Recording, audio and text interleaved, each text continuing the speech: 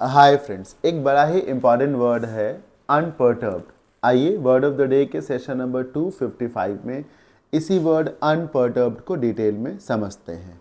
This word unperturbed is basically an adjective. ज़्यादातर आप देखेंगे कि अगर किसी वर्ड की स्पेलिंग एंड में जाके ईडी पे रुक रही हो तो वो वर्ड या तो V3 है या तो फिर एक एडजेक्टिव है। अनपर्टर्ब्ड एक पॉजिटिव वर्ड है, सबसे पहले तो ये समझ लीजिए, राइट। और ये दो हिस्सों में है। आप अगर UN को हटा दें तो ये बन जाता है परटर्ब, और लगा दें प्रीफिक्स में तो बन जाता है अनपर्टर्ब।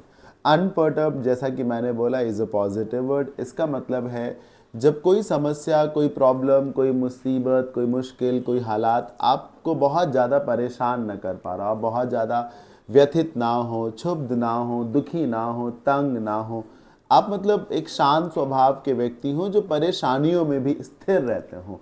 अनपर्टर्ब्ड होने का ये मतलब है कि आप स्थिर रहेंगे, आप you will not lose your cool, you will not become desperate, you will not become overly excited और वरीड और एंग्शियस। ऐसा नहीं होगा। मतलब आप साधारण तरीके से आसानी से सिचुएशन को हैंडल करने में यकीन रखने वाले बंदे हैं, तो आप अनपर्टर्ब्ड हैं, राइट। जैसे कि आप समझ लीजिए, आपने अपने आंखों के सामने एक जहरीला सांप देख लिया, एक बड़ा सा सांप। बहुत से लोग ऐसा देख करके तुरंत हो सकता है बेहोश हो जाए या बहुत तेजी से चिल्लाएं या भागे वहां से।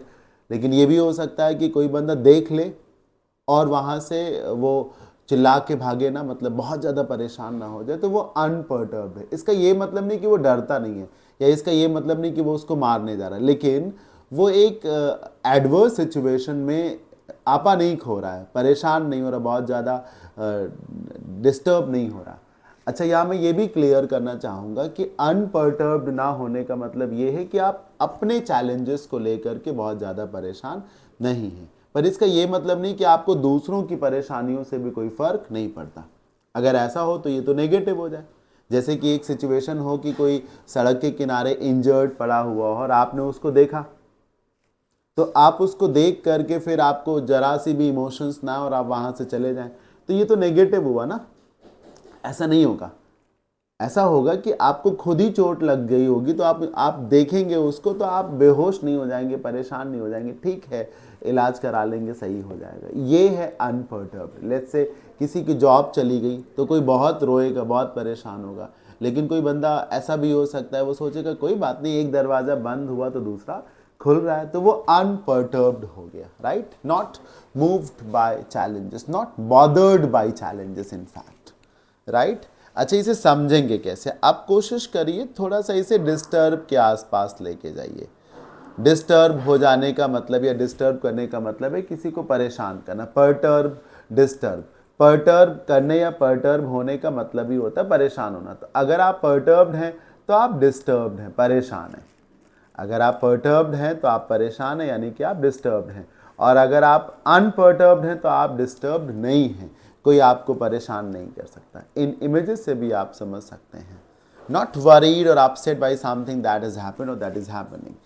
एग्जाम्पल से समझिए, it's rare but remarkable to remain unperturbed in the face of criticism. जब चारों तरफ से आलोचना हो रही हो तो बड़ा मुश्किल है, लेकिन बड़ा ज़रूरी है कि जब आप चारों तरफ से आलोचनाओं से घिरे हुए हों तो वहाँ आप अपना आपा ना खोएं, परेशान ना हो, व्यथित ना हो जाएं, स्थिर रहें।